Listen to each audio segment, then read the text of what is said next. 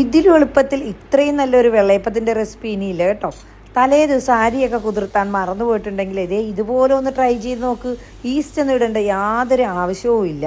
നല്ല അരികൊക്കെ മൊരിഞ്ഞ് നല്ല ടേസ്റ്റി ആയിട്ടുള്ള ചായയുടെ കൂടെ വെറുതെ കഴിക്കാൻ പറ്റിയ നല്ലൊരു വെള്ളയപ്പത്തിൻ്റെ റെസിപ്പിയാണ്. അപ്പോൾ നോക്കിയാലോ, ഇതേ മെഷർമെൻറ്റ് കപ്പിനുണ്ടല്ലോ ഞാൻ പൊടിയെടുത്തിരിക്കുന്നത്. അപ്പോൾ അതേ കപ്പിന് 2 കപ്പ് വെള്ളം ഒഴിച്ചു കൊടുക്കുക, 1/4 കപ്പ് പൊടിയിട്ട് കൊടുക്കുക, 1/2 കപ്പ് തേങ്ങയും 1/4 കപ്പ് ചോറും 2 ടേബിൾ സ്പൂൺ പഞ്ചസാരയും ആവശ്യത്തിന് ഉപ്പും കൂടിയിട്ട് നന്നായിട്ടൊന്ന് മിക്സിയിൽ അടിച്ചെടുത്തോളൂ.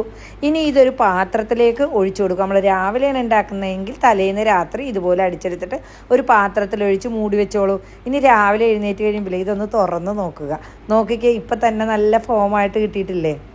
ഇനി ഇതിലേക്ക് നമുക്ക് ഒരു 1/4 ടീസ്പൂൺ സോഡാപ്പൊടി കൂടി ചേർത്ത് കൊടുക്കാം. ഇനി സോഡാപ്പൊടി ചേർത്തില്ലേലും കുഴപ്പമൊന്നുമില്ല കേട്ടോ. ഞാൻ സോഡാപ്പൊടി ഇട്ടപ്പോൾ ഒരിത്തിരി കൂടിപ്പോയെന്ന് തോന്നുന്നു. നിങ്ങളൊരു 1/4 ടീസ്പൂൺ ഇട്ടാൽ മതി കേട്ടോ.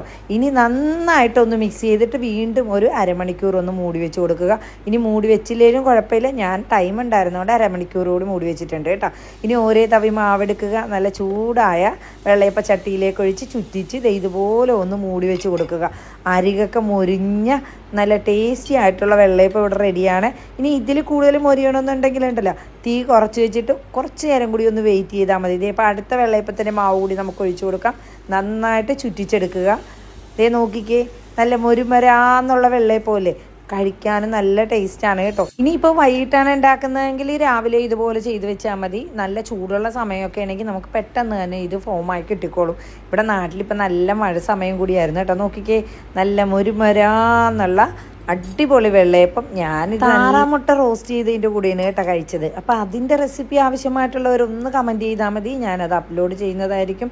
അപ്പോൾ എല്ലാ കൂട്ടുകാരും വെള്ളയപ്പം ഒന്ന് ട്രൈ ചെയ്ത് നോക്കുക. എന്നിട്ട് നിങ്ങളുടെ അഭിപ്രായങ്ങൾ പറയുന്നതിനോടൊപ്പം വീഡിയോ ഫോളോ ചെയ്യാനും ഷെയർ ചെയ്യാനും കമൻറ്റ് ചെയ്യാനും ഒന്നും മറന്നു പോകരുതേ. അപ്പോൾ അടിപൊളിയാണ്, എല്ലാവരും ഒന്ന് ട്രൈ ചെയ്ത് നോക്കണം കേട്ടോ.